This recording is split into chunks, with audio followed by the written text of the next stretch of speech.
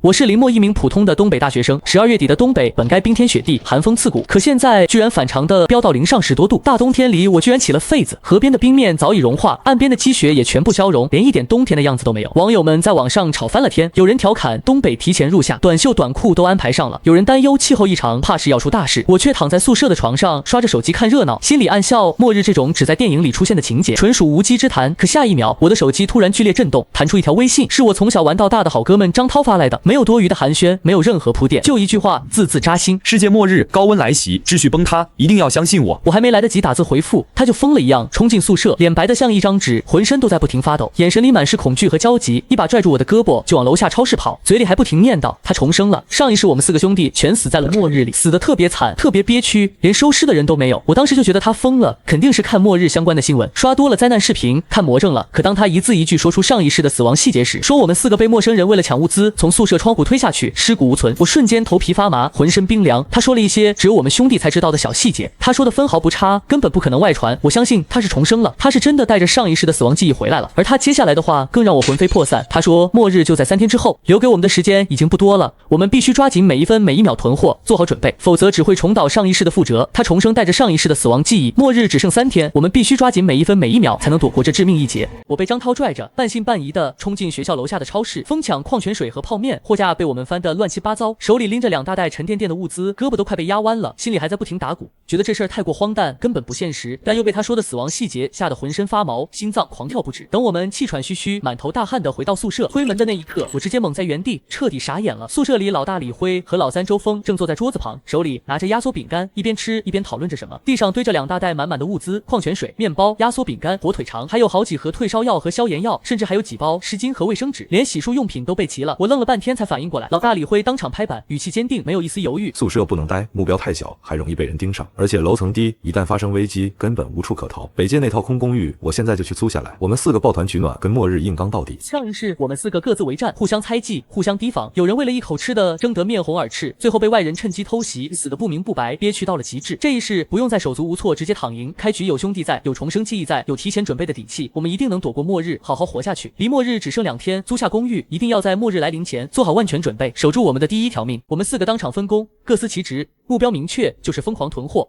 为末日做好一切准备，绝不留下任何遗憾。我负责囤防暑降温的物资，毕竟张涛说末日最先来的就是极端高温，到时候气温会飙升到几十度，没有降温物资根本撑不过去。我揣着身上所有的生活费和兼职攒的几千块钱，跑遍了学校周边的地下商场和大小超市，一家一家的扫货，抢了10几个小电扇，几十盒电池，满满一兜藿香正气水，还有几十袋冰袋和冰枕，甚至连防晒喷雾和遮阳帽都买了不少。跑得上气不接下气，腿都快断了，手里拎的物资重的压得肩膀生疼，红肿一片才勉强停下。可当老大李辉回来的时候，我直接看傻眼，彻底被他的操作惊呆了。他直接雇了2个人跟着，拎着2台小型发电机，10几个大容量充电宝，一把把折叠刀，还有满满一大箱常备药，点点符、纱布、退烧药、消炎药、止痛药都备得齐齐整整，甚至还有几瓶消毒水和酒精。更夸张的是，他还买了好几箱压缩饼干和罐头，能放很久，不用担心过期。不愧是富二代老大，出手就是豪横。这配置别说撑3个月，就算是半年，我们也能安安稳稳的活下去，不用忍饥挨饿，不用担惊受怕，不用为了一点物资争得你死我活，底气直接拉满。有这样的老大带队，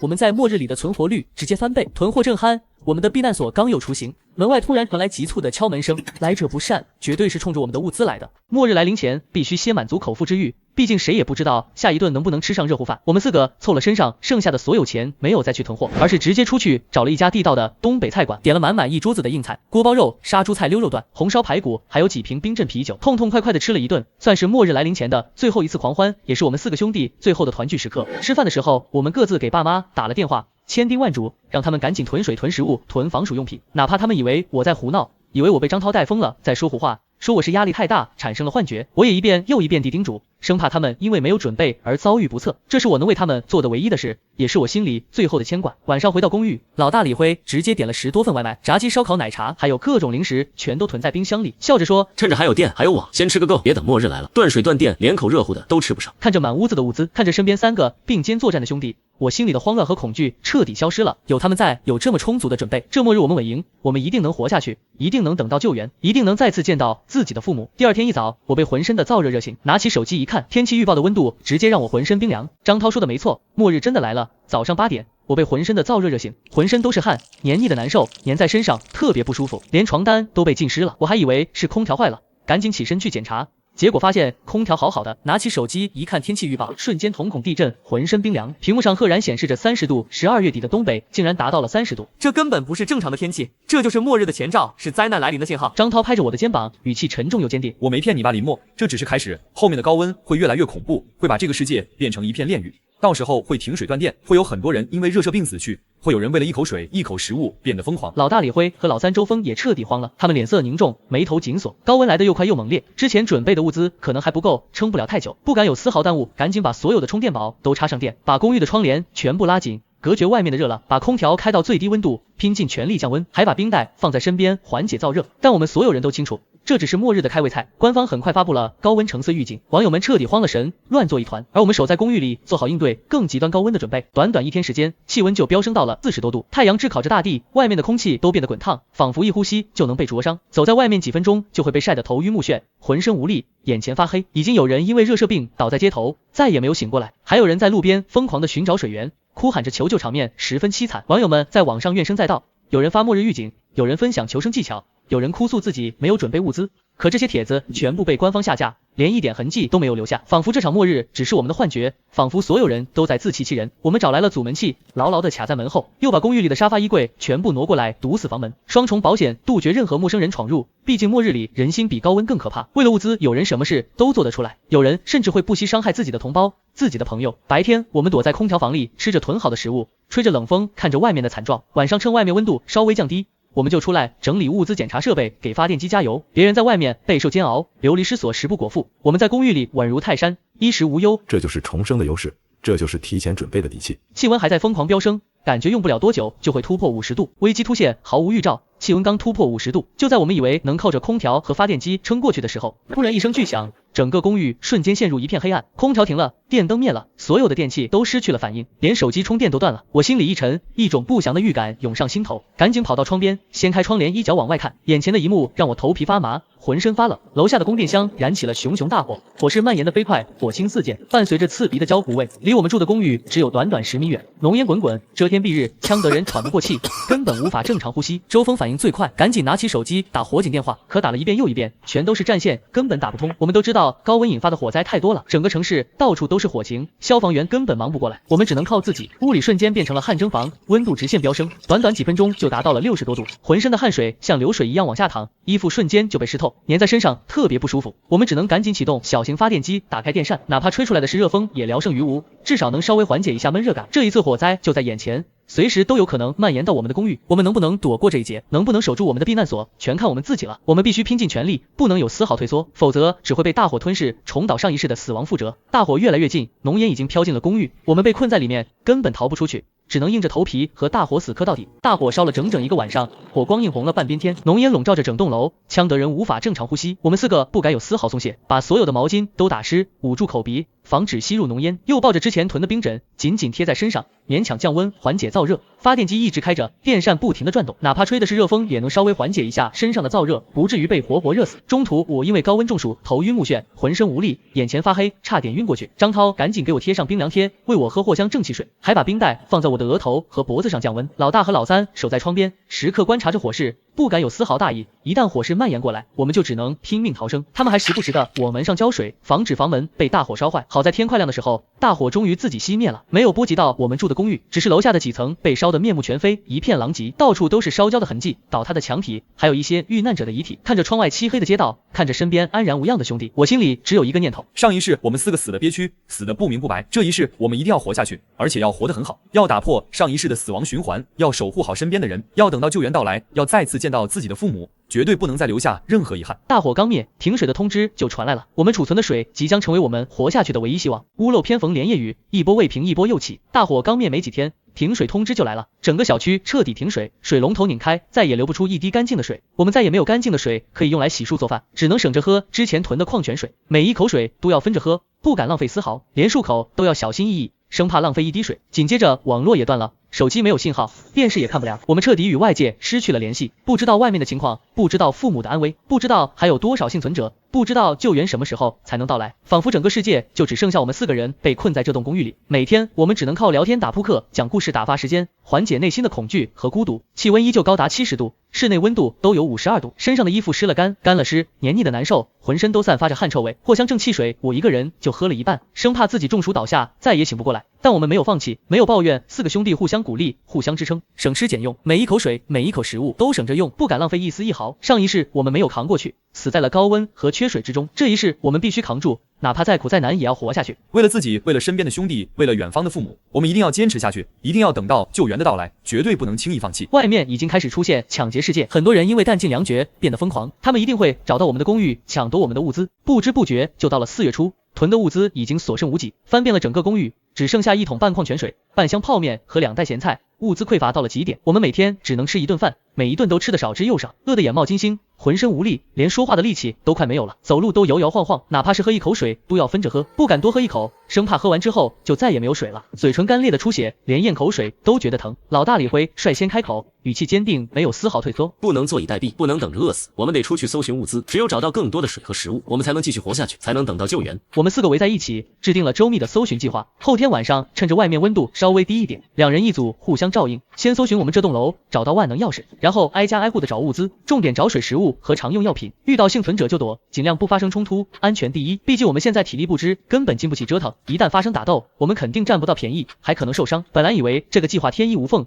只要顺利执行，我们就能找到足够的物资，撑过这段艰难的日子。可没想到，意外提前发生了，打破了我们所有的计划，让我们陷入了新的困境。就在我们准备出去搜寻物资的时候，外面突然传来奇怪的声音，不是抢劫的嘶吼声，而是久违的雨声。简直是天无绝人之路。就在我们收拾好东西，准备晚上出去搜寻物资，做好了九死一生的准备时，外面突然下起了大雨，倾盆大雨砸在玻璃上，哗哗作响，声音格外悦耳。这是末日来临之后我们看到的第一场雨，高温带来的燥热瞬间被雨水驱散，温度直线下降。那种久违的清凉，让我们所有人都忍不住欢呼起来。楼里的幸存者们也纷纷从家里冲出去，跑到大街上，任凭雨水打在身上，大家欢呼雀跃，庆祝这场救命之雨。有的人跪在地上痛哭流涕，感谢上天的眷顾，仿佛这场雨就是末日里的希望，就是我们活下去的曙光。我们也忍不住冲了下去，痛快的洗了个澡，身上的黏腻和疲惫一扫而空，所有的委屈和艰难仿佛都被雨水冲刷殆尽。虽然玻璃被冷热交替炸出了裂纹，虽然身上被雨水打湿，冻得瑟瑟发抖，但我们一点都不在乎，我们只在乎能有水能活下去，这点小事根本不算什么。我们赶紧拿出家里所有能装水的容器，放在楼下接雨水，过滤之后用来洗漱做饭。这场雨不仅缓解了高温，还解决了我们的缺水危机，让我们又有了活下去的底气。我们终于有救了，终于不用再为水的事情发愁了。雨停之后，我们终于联系上了家人，报了平安。可周峰的父母却无论怎么联系都联系不上，大概率已经遭遇了不测。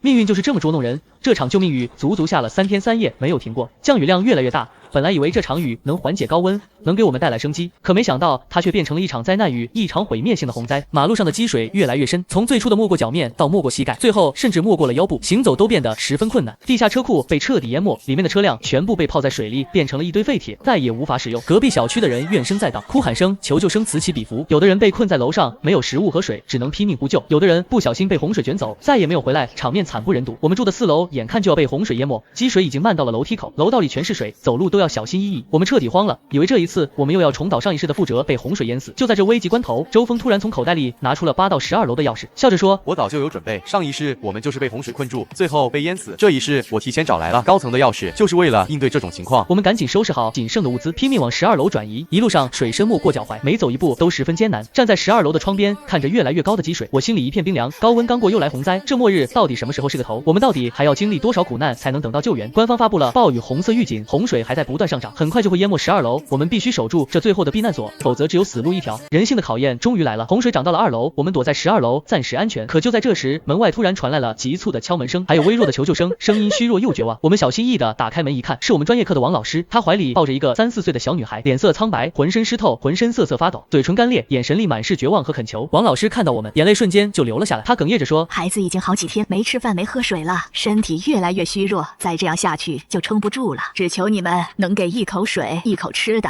救救孩子的命。我们四个瞬间陷入了纠结，陷入了两难。末日里人人自危，我们自己的物资都所剩无几，要是救了他们，我们的物资就要减半，我们活下去的几率就会大大降低，而且多一个人就多一份风险，一旦遇到危险，我们还要分心保护他们。可要是不救，看着王老师和无辜的小女孩，我们良心不安。毕竟王老师曾经帮过周峰，在他挂科的时候耐心辅导他，顺利通过考试，是个好人。小女孩更是无辜的，她不该承受末日的苦难，不该为大人们的遭遇买单。我们实在狠不下心，经过短暂的犹豫，我们最终决定救，多一个人就多一份力量，善良从来都不会白费。上一世我们因为自私错过了活下去的机会，这一世我们不能再重蹈覆辙，不能再留下遗憾。我们收留了王老师和小女孩，可我们的物资变得更加匮乏。这一次我们真的要被逼到绝境了。4月末，洪水暴涨越来越高，水位以肉眼可见的速度上升，我们被围困在12楼，物资即将耗尽，每个人都饿得头晕目眩，浑身无力，连站都站不稳。就在我们准备冒险出去搜寻物资的时候，远处突然传来轰隆声，震耳欲聋。我们赶紧跑到窗边一看，瞬间被眼前的一幕吓傻了。洪水巨浪如同凶猛的野兽一般，朝着我们这栋楼冲来，势不可挡，仿佛要把整栋楼都吞噬掉。整栋楼都在剧烈摇晃，墙壁上出现了一道道裂痕，仿佛下一秒就要倒塌。楼里的幸存者们疯狂地往楼梯口涌，混乱不堪，有人被挤倒在水里，被洪水冲走，有人拼命地往上跑，哭喊着求救。哭喊声、尖叫声、房屋倒塌的声音响彻整个楼道，场面如同人间炼狱。我们四个赶紧护着王老师和小女孩，拼命往顶楼跑，想要逃离洪水的魔爪。可就在我们快要跑到天台的时候，却发现通往天台的门被死死地锁死了，无论我们怎么砸、怎么撞都打不开，门板坚硬无比，纹丝不动。巨浪越来越近，洪水已经漫到了10楼，水顺着楼梯往上蔓延，很快就要到我们脚下。我们被困在楼梯间，前有锁死的门，后有滔天的洪水。难道我们又要重蹈上一世的覆辙，被洪水淹死吗？我们不甘心，我们还要活下去，我们还要见到自己的父母，我们还要打破死亡循环。就在我们绝望之际，李辉突然发现了旁边的消防楼梯，可消防楼梯离我们很远，中间还有一段空隙，我们必须跳过去才能有活下去的希望。危急关头，李辉率先跳上消防楼梯，动作敏捷，眼神坚定，顺利落地，稳稳地站在了楼梯上。紧接着，周峰背着小女孩，深吸一口气，眼神里满是坚定，也成功跳了过去。我紧随其后，拼尽全力，纵身一跃，也顺利跳了过去。只剩下张涛还在楼梯间没有跳过来。可就在张涛准备跳的时候，一个被洪水冲得失去理智的男人突然冲了过来，一把拽住了张涛的胳膊，想要把他拽下去一起陪葬。那个男人眼神疯狂，嘴里不停地嘶吼着要死一起死，我得不到的别人也别想得到。混乱中，王老师突然冲了上去，用自己的身体挡住了疯狂的人群，挡住了汹涌的洪水，对着我们大喊：快走，别管我，带着孩子活下去，一定要好好活下去，你们是未来的希望。我们看着王老师被洪水一点点淹没，看着他的身影越来越小，看着张涛被那个男人拽着受了重伤，却无能为力，只能咬着牙狠下心往顶楼跑，因为我们知道只有我们活下去，才不辜负王老师的牺牲，才不辜负他的付出。到了顶楼，我们只剩下4个人和一个小女孩。张涛重伤昏迷，浑身是伤，血流不止，物资彻底耗尽，而洪水还在不断上涨，天台的空间越来越小。我们虽然逃出来了，可真正的绝望才刚刚开始。天台上已经出现了吃人现象，那些弹尽粮绝的人已经被逼疯，开始生吃人肉，那种血腥的场面，那种撕心裂肺的嘶吼声，我一辈子都忘不了。我们4个把小女孩紧紧护在身后，手里紧紧握着之前囤的折叠刀，时刻警惕着周围的人，不敢有丝毫松懈。天台上的日子比地狱还要可怕，比我们上一世经历的任何苦难都要残酷。没有食物，没有水，高温依旧没有消退，太阳炙烤着天台，温度高达60多度，让人难以忍受。天台上的幸存者越来越疯狂，有人被逼到绝境，拿起地上的废铁皮杀死了昏迷的人，开始生吃人肉，那种血腥的场面，那种撕心裂肺的嘶吼声，那种令人作呕的血腥味，我一辈子都忘不了。之后的晚上，闭上眼睛，全都是那种画面，吓得我浑身发抖，彻夜难眠。我们4个把小女孩紧紧护在身后，手里紧紧握着之前囤的折叠刀，时刻警惕着周围的人，不敢有丝毫松懈，哪怕是睡觉也要轮流值夜，生怕被那些疯狂的人偷袭，生怕小女孩受到伤害。张涛重伤发烧，浑身滚烫，意识模糊，嘴里不停地念叨着水食物还有他父母的名字。我们翻遍了全身，只剩下半瓶消炎药，根本不够给他退烧，只能一点点喂他喝水，用湿毛巾给他降温，祈祷他能挺过去。周峰守在张涛身边，寸步不离，眼神里满是担忧，时不时的给他擦汗喂水。我和李辉轮流值夜，站在天台边缘，观察着周围的动静，哪怕饿到头晕目眩，哪怕渴到喉咙冒烟，哪怕浑身酸痛，我们也没有放弃，我们也没有动过一丝歪心思，因为我们知道上一世我们就是在这里被那些疯狂的人伤害，最终惨死。这一世我们必须打破循环，必须活下去，必须带着张涛和小女孩走出这片地狱，必须不辜负王老师的牺牲。张涛的病情越来越重，高烧不退，已经陷入了昏迷。小女孩也因为饥饿和恐惧快要撑不住了，我们必须尽快找到食物和水，否则他们2个都会死在这里。张涛因为重伤加上持续高烧，没有足够的药物治疗，也没有足够的食物和水补充体力，身体越来越虚弱，最终还是没挺住在我的怀里，慢慢没了呼吸，脸上还带着一丝不甘，带着一丝遗憾。他到死都在念叨着：我们一定要活下去，一定要打破死亡循环，一定要找到救援，一定要见到自己的父母。紧接着，那个无辜的小女孩也因为饥饿和恐惧加上高温的折磨，再也撑不住了，小小的身体慢慢变得冰冷，再也没有了往日的活力，再也没有了之前的哭闹声。我们4个兄弟曾经并肩作战，曾经发誓要一起活下去，要一起打破死亡循环，要一起等到救援。可现在只剩下我李辉和周峰3个人，我们的心像被刀割一样疼，那种绝望和痛苦快要把我们压垮，我们忍不住痛哭流涕，却又无能为力。可我们别无选择，为了不让张涛和小女孩的身体被那些吃人人肉的疯子糟蹋，被他们当成食物，我们只能含着泪，咬着牙把他们的身体一个个推入洪水中，让他们能得到一丝安宁，让他们能体面的离开这个残酷的末日。那一刻，绝望和愤怒交织在我们心中，我们在心里发誓，一定要好好活下去，一定要为张涛和小女孩报仇，一定要等到救援，一定要打破这该死的末日循环，绝对不能再让身边的人一个个离我们而去。就在我们悲痛欲绝、陷入绝望的时候，整栋楼突然开始剧烈摇晃，即将倒塌。我们被困在顶楼，没有退路，只能跳下去赌一把。就在我们抱着张涛和小女孩的遗体悲痛欲绝的时候，整栋楼突然轰然倒塌，墙体开裂，碎石四溅，灰尘漫天，一块巨大的围墙朝着李辉砸去，速度飞快，根本来不及躲闪。我当时什么都没想，用尽最后一丝力气，猛地把李辉推到一边，自己却被那块围墙狠狠砸中，重重地坠入了下面的洪水中。冰冷的洪水瞬间灌进我的口鼻肺部，火辣辣的疼，呼吸困难，意识逐渐模糊，身体一点点往下沉，那种窒息的痛苦让我生不如死。我能感觉到自己的生命正在一点点流逝，我心里只有一个念头：要是我儿子也能重生就好了，要是我也能带着上一世的记忆重新来过就好了，要是我能和张涛、李辉、周峰一起重新准备，重新面对末日，一定能打破死亡循环，一定能好好活下去，一定能守护好身边的人，一定能不留下任何遗憾。就在我的意识快要彻底消散的瞬间，我突然感到一阵温暖，那种温暖驱散了洪水的冰冷，驱散了死亡的恐惧，让我瞬间清醒了几分。当我再次睁开眼睛的时候，我居然躺在宿舍的床上，阳光透过窗户照在我的身上，温暖而明亮。宿舍里很安静，张涛、李辉、周峰都在各自的床上睡觉。我林默也重生了，我真的有机会重新来过了。我重生到了国庆假期结束，张涛、李辉、周峰也都在宿舍里，他们告诉我这已经是他们的第3世，而我终于也重生了。这一次我们一定能改变命运，这一次我们彻底开挂，再也不会重蹈上一世的覆辙。我醒来后愣了很久才反应过来，我真的重生了。我回到了国庆假期结束，距离末日还有整整2个多月的时间，有充足的时间做好一切准备，弥补前3次的所有遗憾。张涛、李辉、周峰看到我醒来都露出了欣慰的笑容，他们围了过来，拍着我的肩膀说我终于也重生了。他们告诉我这已经是他们的第3世了，前2世他们拼尽全力也没能带着我和更多的人活下去，没能打破死亡循环。这一世我终于也重生了，我们4个终于全部带着前世的记忆重新来过。这一次我们有足够的时间，有足够的经验，制定终极避难计划，不仅要活下去，还要带着我们的父母一起活下去，绝对不能再让亲人兄弟离我们而去。老大李辉当场拿出了王牌，他笑着说，我家在六阳山有一栋别墅，别墅带有地下室，海拔高，不怕高温，不怕洪水，地理位置绝佳，周围人烟稀少，不容易被陌生人发现，是最完美的终极避难所。我们4个当场一拍即合，当即决定把李辉家的别墅打造成我们的终极避难所。这一次我们不再局限于小小的公寓，不再仓促囤货，我们要做到万无一失，要提前改造别墅，要囤足够多的物资，要带着父母一起躲过末日，一起等到救援，一起打破死亡循环。别墅改造需要大量的时间和精力，还有很多的物资需要准备，我们必须争分夺秒。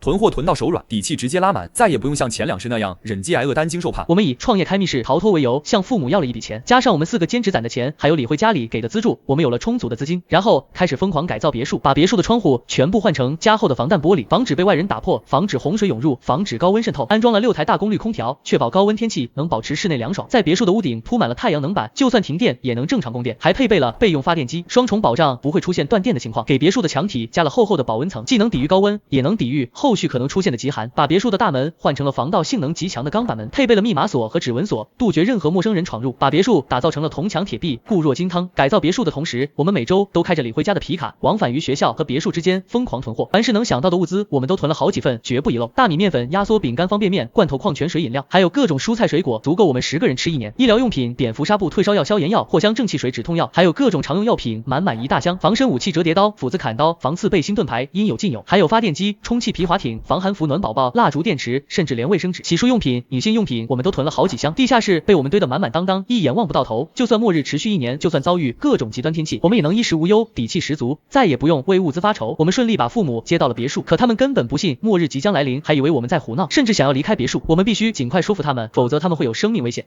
之前不相信我们的父母，终于被现实狠狠打脸，彻底相信了末日的存在。12月31号，末日准时降临，气温突然飙升到30度。12月底的东北依旧没有一点雪，反而燥热难耐，太阳炙烤着大地，外面的空气都变得滚烫，仿佛一呼吸就能被灼伤。父母们看着电视里的高温预警，看着窗外越来越热的天气，看着街上越来越多中暑晕倒的人，看着我们提前准备好的满满一地下室的物资，看着我们改造后的铜墙铁壁别墅，终于相信了我们所说的一切，再也不敢大意，再也不认为我们是在胡闹，再也不想要离开别墅了。他们主动放下了顾虑，加入到我们的队伍中，帮我们整理物资，拉紧窗帘，检查空调和太阳能板，守在别墅里，不敢有丝毫松懈。这一世我们不再是4个孤立无援的小伙子，还有我们的父母在身边，有充足的物资，有改造好的终极避难所，有前3世的末日经验，高温再猛，洪水再凶，我们也能从容应对，再也不用像前2世那样担惊受怕，忍饥挨饿。上一世的苦，上一世的遗憾，上一世的死亡，这一世我们再也不长，这一世我们一定要稳稳的活下去，一定要守护好身边的亲人，一定要打破死亡循环，一定要等到救援的到来，让所有人都能走出末日的阴霾。末日降临后没过多久就彻底停电了，可我们屋顶的太阳能板突然出现了故障，无法正常供电，我们被迫搬到地下室，新的危机即将来临。4月初，暴雨如约而至，和前2市一样，这场雨下得又大又急，没有停过，降雨量越来越大，很快市区就被洪水泛滥，低矮的楼房全部被洪水淹没，只剩下少数高楼屹立在水中。那些没有提前准备的人被困在楼上，求救无门，哭海声、尖叫声此起彼伏，场面惨不忍睹。有的人因为没有食物和水活活饿死，有的人被洪水卷走，再也没有回来。可我们的别墅因为海拔高，位置好，加上我们提前做好了防水措施，换成了防弹玻璃，加固了大门，洪水根本无法靠近。别墅里依旧安然无恙，没有一丝积水，室内温度适宜，我们还有充足的食物和水。张涛拿着望远镜站在窗边，观察着市区的情况，看着那些被困在顶楼的幸存者，看着被洪水淹没的街道，心里满是感慨。要是没有前2市，我们没有提前准备，现在也会和他们一样陷入绝望。而我们在别墅里吹着风扇，吃着美食，喝着冰镇饮料，和父母们一起聊天看电视。虽然身处末日，但却充满了希望，充满了安全感。这种安稳的日子是我们前3次重生从来没有体验过的。